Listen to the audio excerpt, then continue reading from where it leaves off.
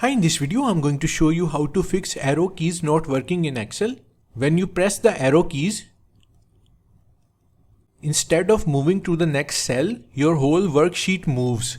This can be really frustrating, especially when you are working on large data.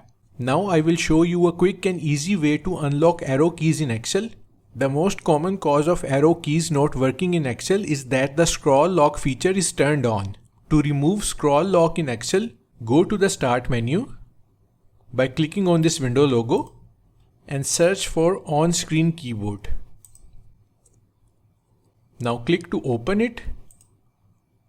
You can also press Windows key plus Ctrl plus O simultaneously to open it. Here look for the ScrLk key.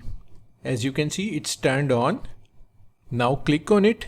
As you can see, it's turned off now. Once ScrLk is off, try using the arrow keys again.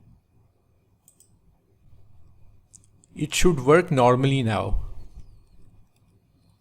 As you can see, the arrow keys are unlocked. So that's how to unlock arrow keys in Excel. Thanks for watching.